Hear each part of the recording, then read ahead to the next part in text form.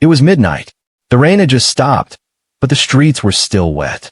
At the old bus station, a dim yellow light flickered above a silent, worn-out bus. On its front, in fading letters, it read, "Midnight Bus." A few moments later, the sound of footsteps echoed.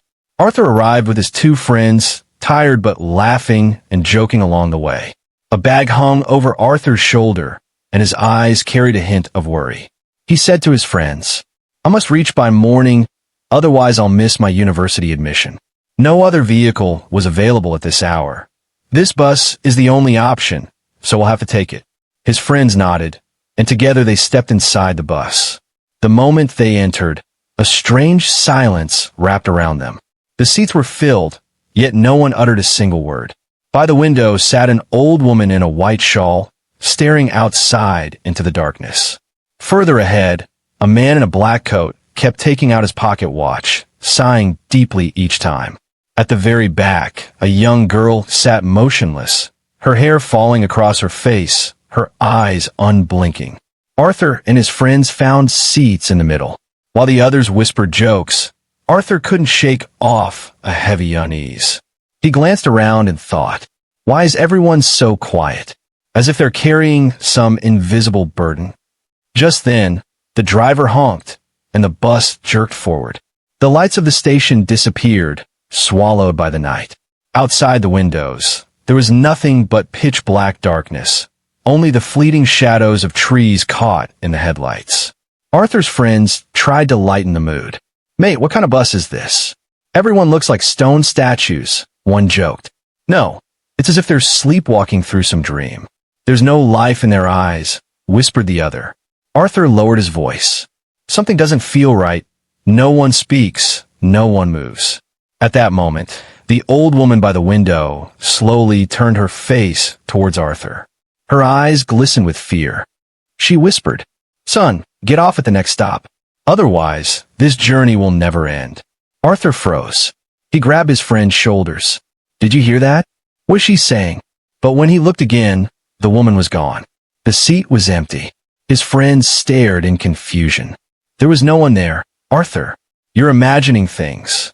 Sweat trickled down Arthur's forehead. He looked ahead at the man in the black coat, who was still staring at his watch. Suddenly, the man muttered, "Time is running out. No one will survive." A cold draft swept through the bus. Fog crept across the windows. Now even Arthur's friends looked uneasy, their faces shifting with fear. The bus suddenly jolted as though something had rammed it. Outside, through the fog, long, shadowy figures ran alongside, their movements sharp and unnatural. Arthur's friend screamed, "What are they? Who's out there?" The driver glanced at them through the rearview mirror and gave a faint smile. "Don't worry, they're not passengers. They're always with us." Arthur's heart raced. "What do you mean? Where's this bus going?" The driver's voice echoed, deep and chilling.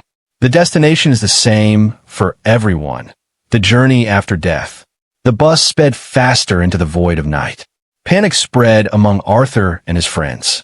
Then, suddenly, Arthur realized one of his friends had vanished from the seat beside him. Arthur screamed, "Where is he?" "He was right here," the other friend, trembling, whispered. "I saw him fade into the fog as if he never existed." Arthur's chest tightened. His eyes darted back to the silent girl at the rear. Slowly, she raised her head. Her face appeared blank, with hollow, black voids where eyes should have been. She stared straight at Arthur, and then dissolved into mist. Arthur let out a desperate cry. He rushed towards the driver and shouted, "What is happening? Where are my friends? Who are these people?" The driver looked at him in the mirror. His eyes glowed red. In a chilling voice, he said, "They're old passengers. Years ago, this very bus caught fire on this road. Everyone died. Since then, the journey never ends.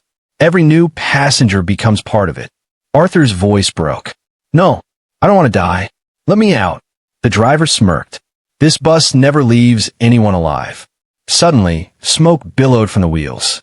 The engine roared like a beast. The windows shook violently.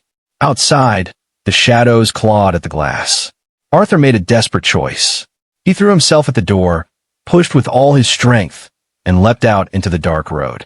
He hit the ground hard, ears ringing with the sound of an enormous explosion. When he turned back, the bus blazed in spectral flames, light bursting from its windows. The fire shot skyward, then collapsed in a mist. 100 screams echoed all around him, the cries of passengers trapped in eternal pain. Then silence. When the fog cleared, there was nothing left. No bus, no driver, no passengers. Only the empty road, the cold wind of the forest, and Arthur's ragged breathing. Shaking, he whispered to himself, "If I hadn't jumped, I would have been trapped forever. My friends, they're gone. They become part of the cursed journey." Arthur rose slowly and began to walk alone down the empty road. Behind him, darkness loomed, but within him, fear had rooted itself forever. Clapperboard if you like this story. Don't forget to like, subscribe, and hit the bell icon so you never miss our next horror tale. Until next time, beware of the shadows in the dark.